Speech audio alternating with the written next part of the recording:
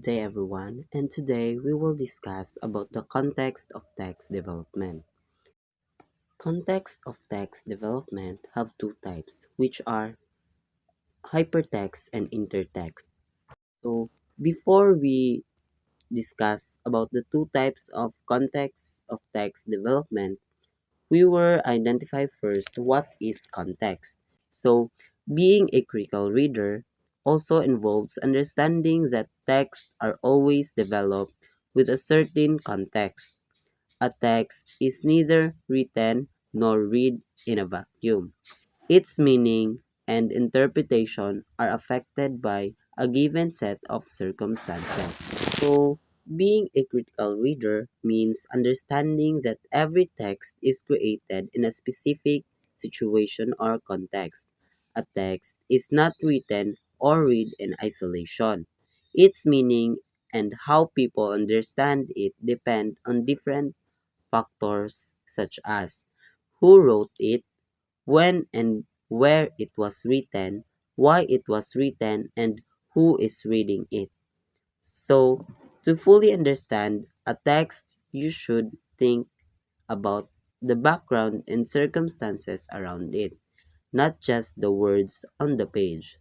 In short, a text meaning changes depending on the situation, the writer, and the reader. Thus, context is defined as the social, cultural, political, historical, and other related circumstances that surround the text and from the terms from which it can be better understood and evaluated. So, a word context means everything around a text that help us understand it better. This includes the social situation or people's relationship and society, the cultural background or traditions, beliefs, and values, the political situation, laws, government issues at the time, the historical period, what was happening in history, and other related circumstances. All of these things affect how a text is written and how it should be understood and judged. In short, context is the background and situation around the text that help us understand its real meaning. So what is hypertext? Hypertext is a nonlinear way of showing information. So hypertext is a way of showing information that is not in a straight line. Instead of reading from the beginning to the end, you can click on links to move to different pages or sections. Each page is connected to other pages through links, so readers can choose their own path depending on what they want to learn next. Hypertext connects topic on a screen to a related information, graphics, videos, and music information not simply related to text. So it means that information on a screen is connected through links when you click on a topic. It can take you to related text, images, videos, or music. So, hypertext doesn't just connect words to other words, it connects ideas to many different types of information. This information appears as links and usually accessed by clicking. The reader can jump to more informational about a topic, which in turn may have more links. This opens up the reader to a wider horizon of information to a new direction. A reader can skim through sections of a text freely, jumping from one part to another depending on what aspect of the text interests him or her. Thus, in reading with hypertext, you are given more flexibility and personalization because you get select to order in which you read the text and focus on information that is relevant to your background and interest.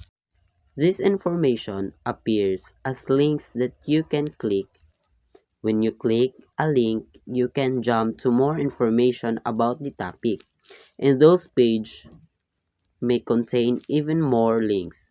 This allows the reader to explore information in many directions. With hypertext, a reader does not have to read in a fixed order. Instead, they can move freely from one part of the text to another based on their interest. This makes reading more flexible and personalized because the reader chooses what to read and what order and what information is most relevant to them. Example: a web page. When you click on a blue or underlined words on a website and they take you to another page, image, or video. So that's hypertext. The second example is the Wikipedia articles. Words and phrases are linked to another articles. Clicking them lets you jump to related topics.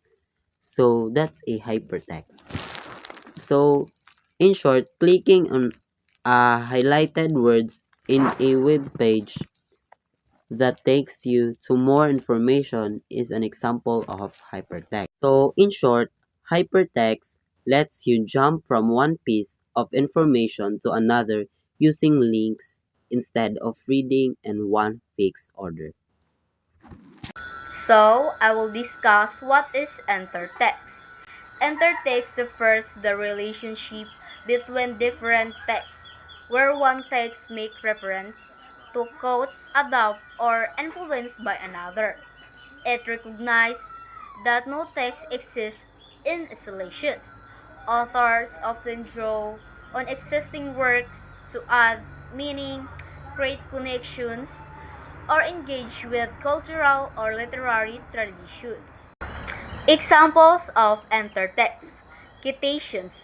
Citations, a book directly citing lines from a poem, play, or historical document. For instance, a novel might include a character quoting Shakespeare to emphasize a theme of love and tragedy. Intertextuality is modeling of text meaning by another text. It is defined as the connections between language, image, characters, themes, or subject depending on their similarities in language, genre, or discourse. This view recognizes that the text is always influenced by previous texts. A text contains many layers of accumulated culture, historical, and social knowledge, which continually adds to an effect and another. The functions and effectiveness of intertextuality can often depend quite a bit on the reader's prior knowledge and understanding before reading the secondary text. Prejudice and allusions depend on the reader knowing what is being parodied or alluded to. Then, what do you think is the weakness of intertextuality? Well, intertextuality does not require citing or referencing punctuations such as quotation marks, and it's often mistaken for plagiarism.